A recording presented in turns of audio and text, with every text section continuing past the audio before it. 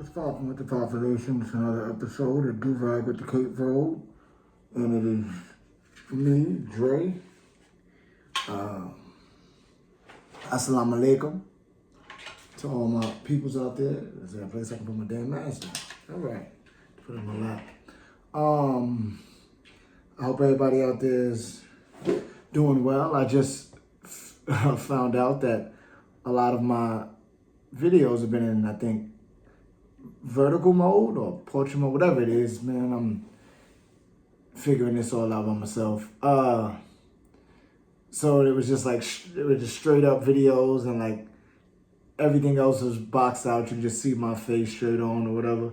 I mean, I'm a handsome person, so I know you want to see my face anyway. And today is the day that I'm gonna retire pause, because it's Pride Month and it's childish, and it's like, honestly, when I would say it anyway, it was more jokes, just being juvenile. As a kid, when I would say it, like in Harlem or whatnot, it was steeped in homophobia. It was very homophobic as a youth, because, you know, that's just how we operated. I didn't personally put my hands on anybody that was gay or whatnot, or anything like that, but like hate speech and all that, oh yeah, for sure. That type of time, like, yeah, like talking amongst friends, or like saying like, yo, pause, or like, yo, you get, like, oh yeah, it was flinging the F word around. Yeah, it was big out there. But one of the ways, the first early way, I guess the first part of my evolution into being a more loving and understanding person was when it came to dropping my homophobia. Was as a kid. I just thought to myself, like, wait, the more gay dudes there are, the more women there are for me, potentially. Like, that's when I was thinking of killing my homophobia with misogyny and rape culture kind of ideology. Like, just because it's more gay men doesn't mean more women are gonna like me. But again, young kid, stupid. But as I was growing even more, learning, like, why am I worried about what other people are doing with their life and how they're living their life and whatnot. And also, it's gay to worry about what another man is doing, no? Isn't that kind of weird? Like, when you think about how homophobia is like rapid, being homomistic. I remember hearing that from a activist, a trans person. She was speaking about homophobia. She's like, no, you people are homomistic. Homomistic is you don't want people of that sexual orientation to exist. Like, when you think about the whole thing of like pride, like the reason why that, they say pride before the fall, there's some people who are super religious and they misinterpret the word or try to attack people with the word, claiming like, pride before the fall, pride is a sin. But it's like pride, like Black Power, pride and all that stuff came about because people were getting killed for just sleeping with who they wanted to, as far as consensually between adults or whatnot. Like, I'm from New York, so Stonewall happened, like Lower Manhattan, like in the 60s or whatever, if I'm not mistaken. Before that even was happening, police in New York and in Cali and whatnot, they had vice squads that would go around to infiltrate parties where they thought that gay people were at, and also entrap gay dudes. Like, there's accounts of police whipping out their joints trying to get gay men to be with it. There's numerous cases you can look up. Like, this was before Stonewall, and Stonewall was, if I'm not mistaken, it was a club downtown. Cops was coming to bother it. I think it was about a liquor license or whatnot. Violence broke out. It was, bricks thrown, and I think one person was killed. I don't, my knowledge on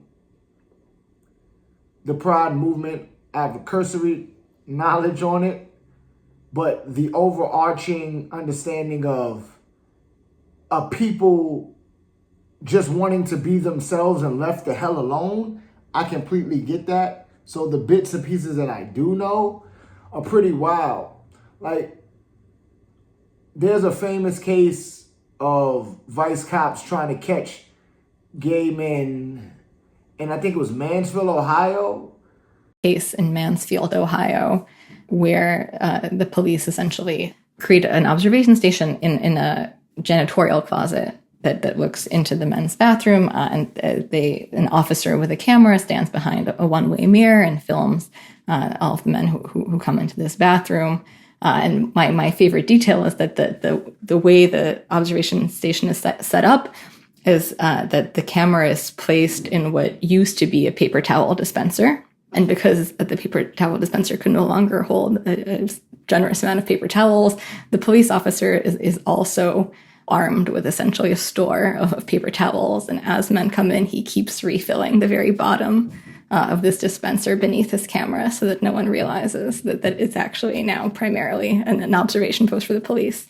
But the courts respond really in rather diverse ways to this work. So it's understandably these types of extremely intrusive tactics raise concerns about violations of privacy. So this is occurring primarily before the Supreme Court in Katz rewrites the Fourth Amendment's protections around reasonable expectations of privacy. But in practice, some lower courts are already relying on this similar framework that essentially a Fourth Amendment search requiring a warrant occurs whenever the police invade on what courts see as essentially privacy expectations. So defendants, often aided by legal organizations like certain chapters of the ACLU, challenge these observation posts under the Fourth Amendment. The obsession about somebody else's sexuality is pretty insane. And then usually when people obsess about it, they'll try to justify it like, oh, the deviancy, they could be having sex with animals or children. It's like that correlation is completely built upon hatred because there's no proof of those two things even being in line. Have there been people that are gay that have molested children? Sure. But does every person that is gay, or is every person that is gay molested children? No. Because there's a lot of stray people that have molested children. Preferably their family members. But, nobody goes crazy about their lifestyle. Nobody goes wild when you see, for instance, cartoons or whatnot. Now, with them being more about including everybody, more inclusion, you'll have cartoons that have gay characters, that have like obviously gay characters as far as like they're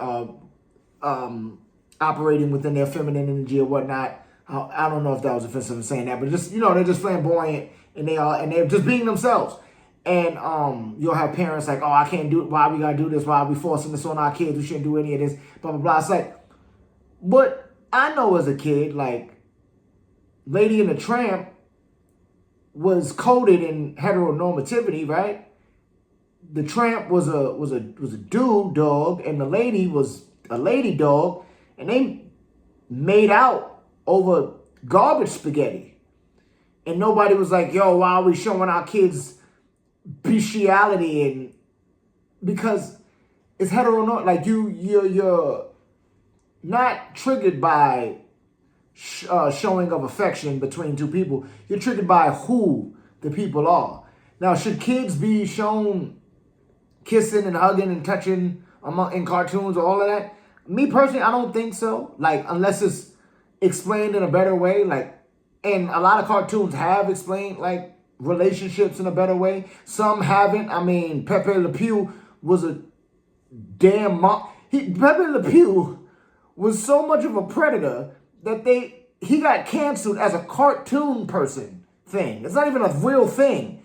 And he was taken out of Space Jam 2. Luckily for him, that was also a terrible movie. But it was removed from Space Jam 2 because people was like, whoa, I didn't know Pepe was like this. They wasn't listening to Dave Chappelle, I guess. But Pepe Le Pew was like chasing down that cat because he thought that cat was a skunk because it got like the smell on him. But he was like hyper aggressive with the cat. Johnny Bravo, he was freaking off. He was a homie cartoon, but he was freaking off. But really, he was just chasing down girls and he was hitting on them, and they was like, no. So, but there's a lot of examples of like extreme versions of like masculinity and heteronormativity in cartoons that parents didn't have any problems with, but the displays of homosexuality in a cartoon, that'd be minor. Like, it'd just be, yo, this cartoon is gay. Like, oh my God, how you gonna do this? How you gonna explain it to our kids? Just like how you explain how Lady and the Tramp was it's like how you explained Aladdin. Like, Jasmine was a child. Aladdin was like 20. But they had to rewrite that and be like, oh yeah, Jasmine is also his age. Jasmine in the original story was a kid. So I say all that to say, like, people are weird. They're very weird. So the demonization, I'm trying to adjust this camera. Sorry about that. The demonization of a people because of their sexuality doesn't do anybody any good because, one, you're othering a whole group of people because you don't like how they live their lives outside of you. You don't want them to exist because you feel that they are disrupting your life in some way, shape, form, or fashion. You'll argue like, oh, but what about humanity? Like, heterosex has to happen. Yeah, it does still happen. Gay people can exist and straight people can exist because people don't ever want to have a conversation of sexuality being the spectrum. Some people fall farther on one side of the spectrum than the other. Some people toe the line of things. But some people are like super hetero, some people are super gay, some people are just trying to figure it out. But people don't want to have that conversation. They'd rather think like, oh no, gay is an abnormality. Like, that's not something that's supposed to happen. Although there are like, outside of human animals, a lot of animals are gay. And like, shout out to, I think it's National Geographic or one of these channels that is showing gay animals. And people are losing their minds over it because they're like, how y'all trying to push a narrative? It's like, no, it's just trying to show you that homosexuality isn't unique to the human animal, and that it's not something that's going to stop the human animal from existence. Climate change, war, disease is going to stop us from existing. I mean, we're already doing that pretty well, capitalism. But like, the idea of not wanting to accept the people or person is why we can't unify. And even when we do unify and come together as a people, you'll have people still finding a way to other their own quote unquote ally. Like, if within understanding intersectionality, that you can't see that there's people who have an identity that is unique to you, but it is who they are and it is how they operate. And it is getting them to the same fight that you're in, but they also have another fight that they're fighting, and you can't align yourself with their fight while at the same time have them be an ally to your fight. Then the intersection is really a roadblock, like you aren't caring. And I say that to say like Bayard Rustin, right? He was a prominent organizer during the civil rights movement. He was openly gay. He was one of the architects of the March on Washington. He, like James Baldwin, went through a lot of discrimination amongst his own contemporaries. There is powerful niggardry at work here. Because they allowed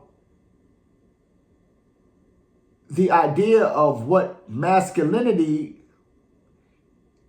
is to them and was taught to them trump humanity. They allowed the idea of heteronormativity, the idea of being a man, like the hegemonic understanding of being a man, the caste system within that trump their humanity. Again, like I said, misunderstanding religions or whatever have you, or just using that as a weapon against their humanity. A wild example, I heard this on a podcast, and I'll just say it again because it's insane. Adam Clayton Powell, who was he was a politician or whatever, it's like in government or whatever have you. Adam Clayton Powell, I will tell everybody you gay and that Bayard Rustin is your boyfriend. Dr. King, Mr. I Have a Dream, free at last, thank God Almighty for free at last. I'll see you at the mountaintop. All of all the quotables was like, wow, fam, that's wild that you said that. I'm not gay. Went to Bayard Rustin and was like, yo, that gay shit, yo, you gotta cut that out. From what I understood, I think it basically forced Bayard Rustin out of SNCC, like the Student Nonviolent Coalition, whatever.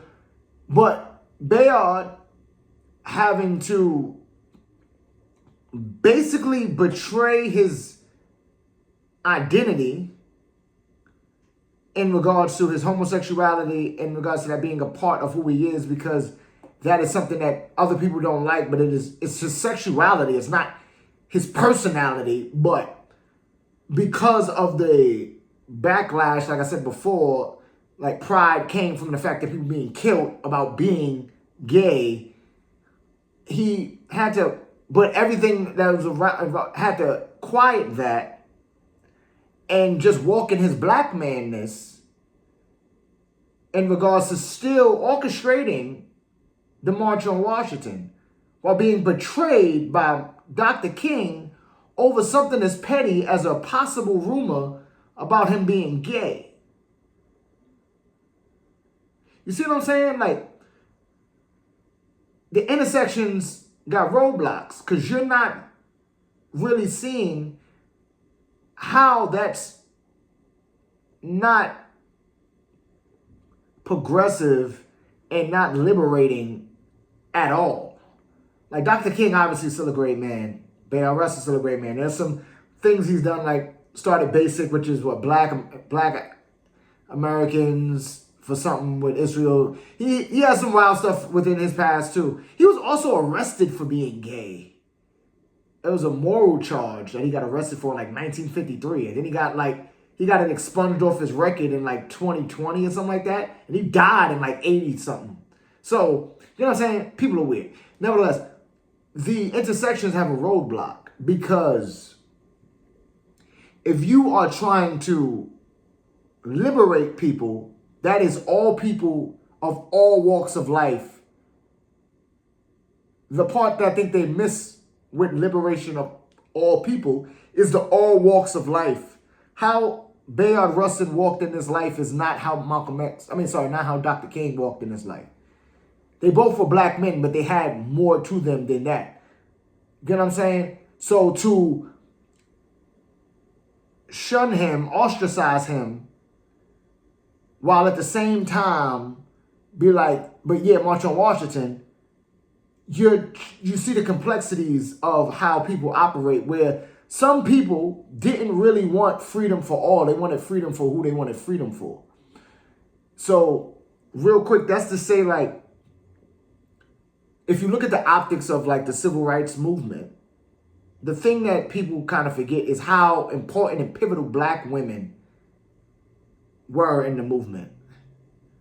For instance, Diane Nash, if I'm not mistaken, for the Montgomery bus boycotts or whatever have you, she told people who were getting on them buses to write their wills. She was an organizer. I think she worked in SNCC too.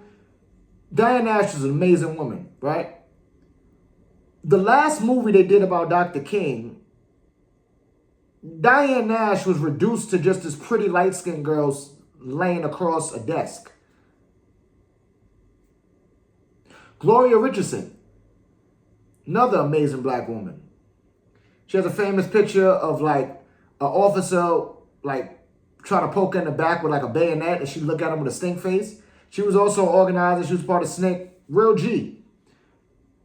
She was supposed to speak at the March on Washington. Rosa Parks and Gloria Richardson. Richardson was actually handed the microphone and managed to say hello to the crowd before it was snatched away from her. She was not allowed to finish her speech. James Baldwin was supposed to speak at the March on Washington. But they was like, nah, that gay shit. Like,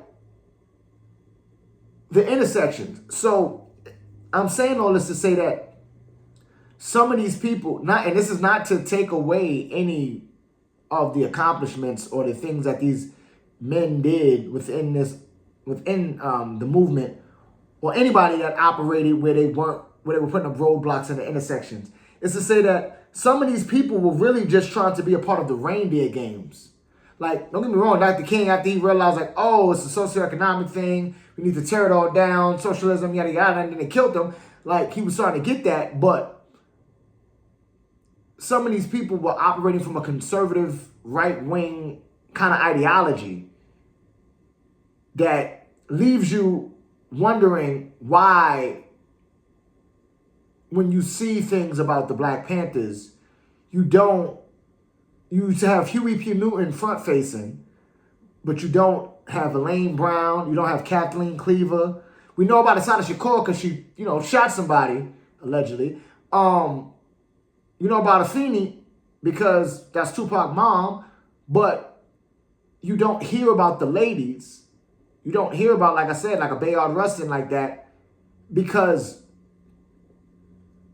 misogyny, the hegemonic ideology that's tied to being a man, like the identity of being a man, like that can still be a part of a class of people that is demonized and ostracized and pushed to the side.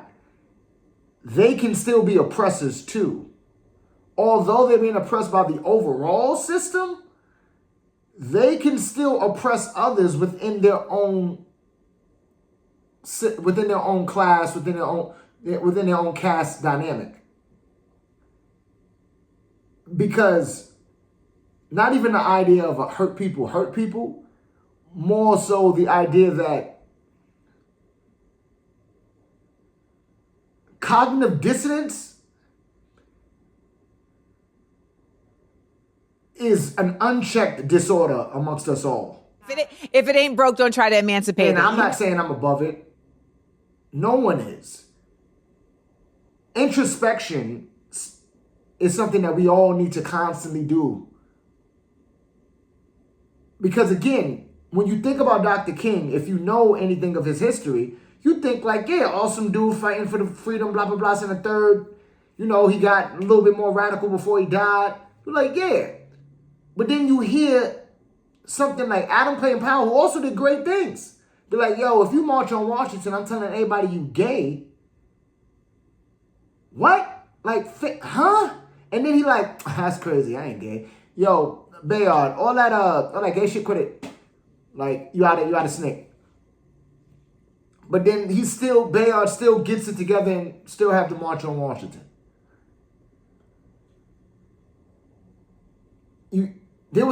I'm sure there was no honest introspection within Dr. King in that moment where you don't think to self, like, you were talking about freeing your people. Who is your people then? You can't bring nothing to the table for my culture. Right? Is Bayard not your people? Like, it's a twisted dynamic where you realize that, and this is not to say that freedom fighters weren't trying to fight for freedom, but it was like, who were they trying to fight for? Right? Message. Because you hear things like Byron Byron Donald or Byron McDonald. I think it's Byron Donald. He's some politician, black dude, happens to be black. Where homie literally said, like, black families were more together in the Jim Crow era. But he was speaking about it glowingly, like completely removing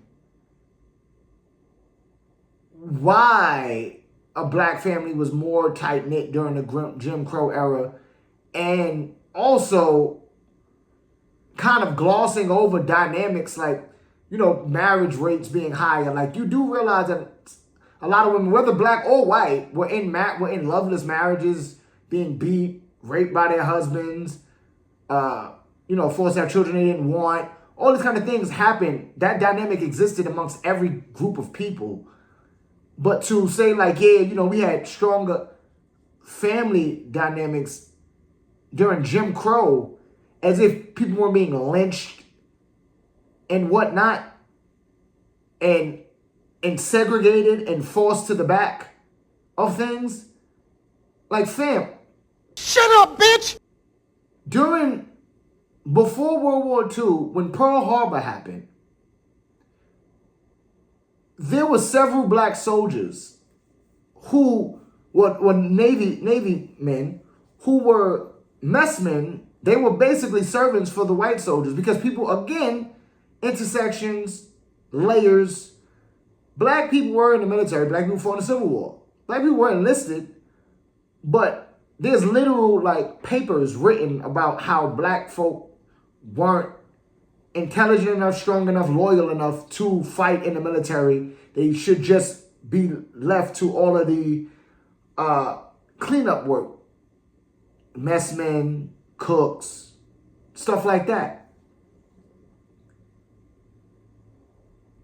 They have, for instance, Doris Miller, who I think he's in the Pearl Harbor movie. I think Cuba Gooding Jr. played him.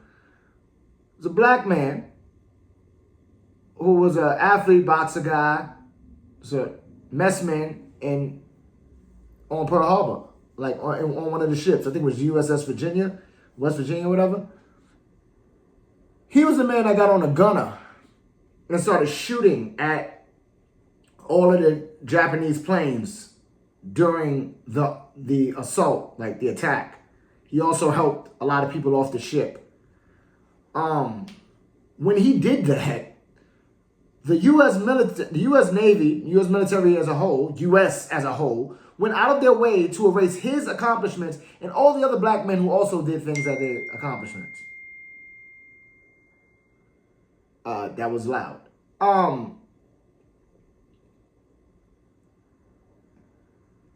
They tried to step on and erase his accomplishments so much so that there was a lieutenant that said, yeah, you know, Doris was on the gunner, but he wasn't really trained to be on that. And, you know, he was shooting like indiscriminately. I don't even really think he hit a plane. What? Shut up, bitch! You hate black people that much that you are in the military. You are in the Navy. He is also in the Navy. He's in a lower position than you, and an even lower one because there was segregation and also the treatment was borderline slavery. In the military,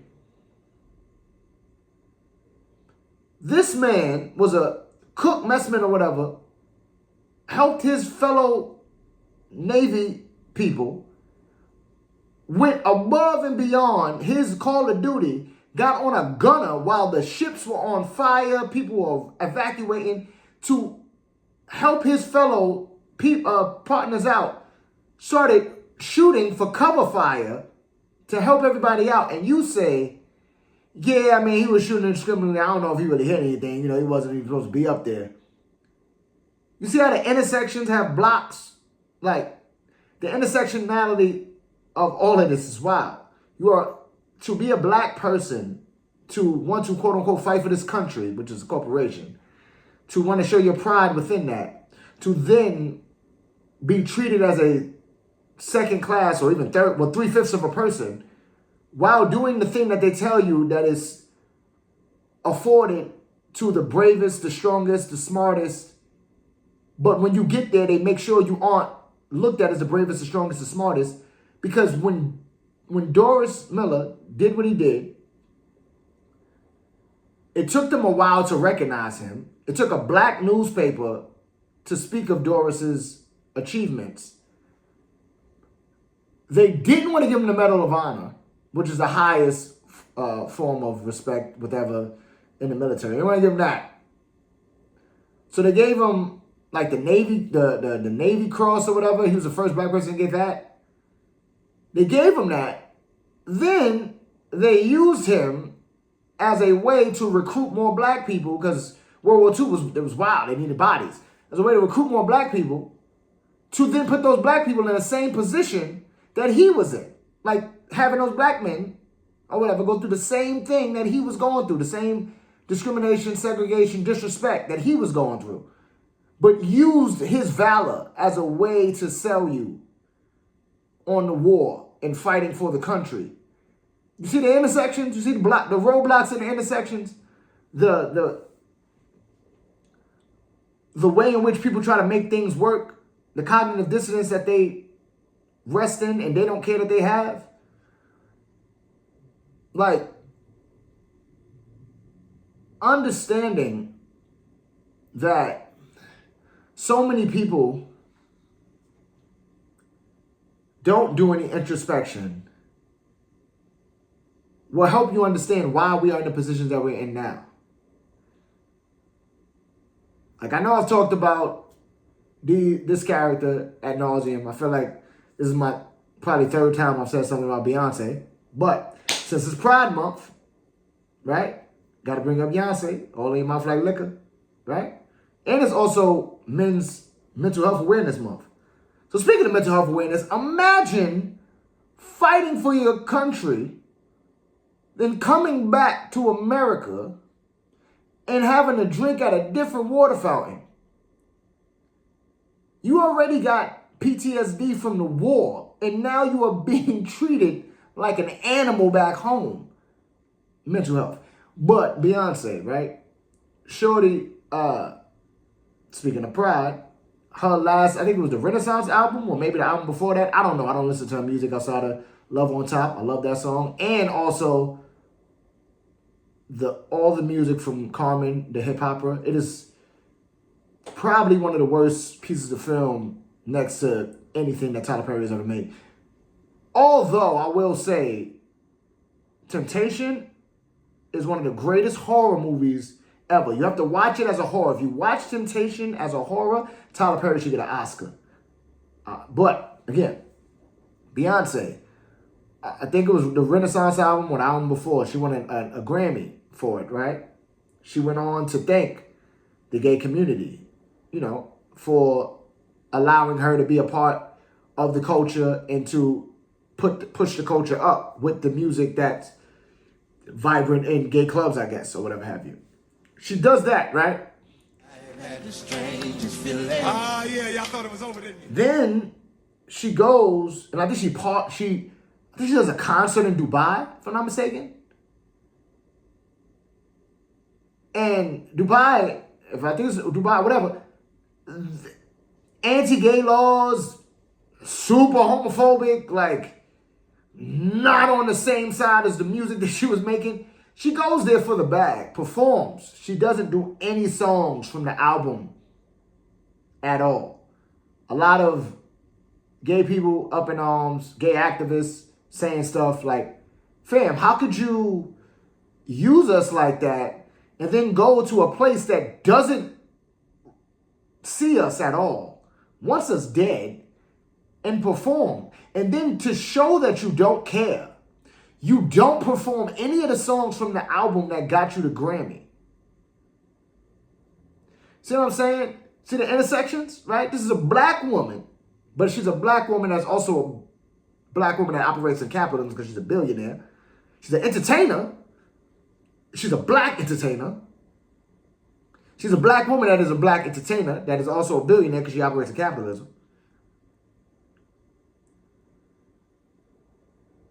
That is claiming that she's on the side of the people when she's really just performing for you. She doesn't care about you. I think that's what people forget. And this is not just unique to Beyonce.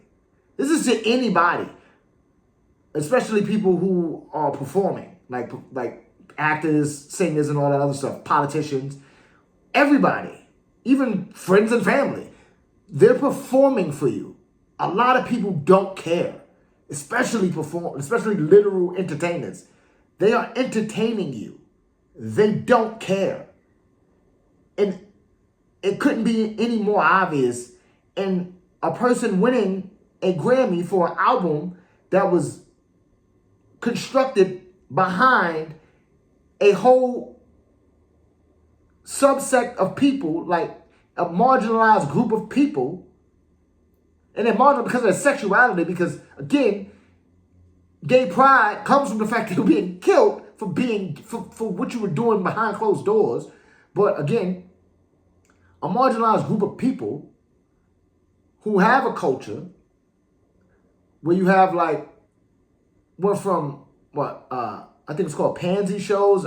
Excuse my language, but that's what it was called back then. This was before the drag shows, and even those shows before that, they were great. They were great, just like our drag shows are now. Like, people were going in to express themselves. They were it was fun. It was parties and stuff like that. But some people that used to come to those was people that felt morally higher than gay people, so they would just come in to watch as a spectacle or laugh. But gay people were just like, whatever, bro, I'm do my thing. She operates from that idea that I'm performing for you. I could care less about you. But she thanks the gay community, wins the Oscar, to then go perform in Dubai. I believe it was Dubai. For the bag, and not do one song from the album. If that doesn't tell you that she doesn't care, she's just performing for you, I don't know what else will. If her dressing up as a Black Panther at the Super Bowl, and then her and her husband being told by the people who are working at a hotel that don't do that because, one, this hotel's racist, two, they don't care about any of their workers, three, I mean, if you really care about the people, right, don't, Black Power, right, Kaepernick with a knee, you'll, hold us down. They literally crossed the picket line. I don't care. Jay-Z don't care. Beyonce don't care, because they're performing for you. But again, that is not just unique to them. That is anybody that you allow yourself to build an allegiance to and you don't know, right? You don't know these people. But like I said, that's politicians, that's literal performance entertainers, that could be family members. You got to have these conversations to see where they really at, because sometimes them intersections got roadblocks. Message, you can't bring nothing to the table for my culture. Sometimes, man. So I say all that to say, make sure you keep your do-rag cape rolled. All right, peace. Black faces in high places are not going to save us. Just look at the Black proponents of Cop City in Atlanta's leadership class. Just look at the Black woman's hand ambassador at the UN voting against a ceasefire in Gaza.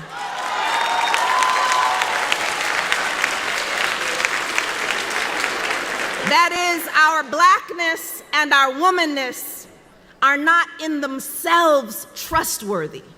If we allow ourselves to be conscripted into positions of power that maintain the oppressive status quo, if we support the occupation of Black neighborhoods with so-called better trained police, or remain silent about the genocide of oppressed peoples around the world funded by our tax dollars,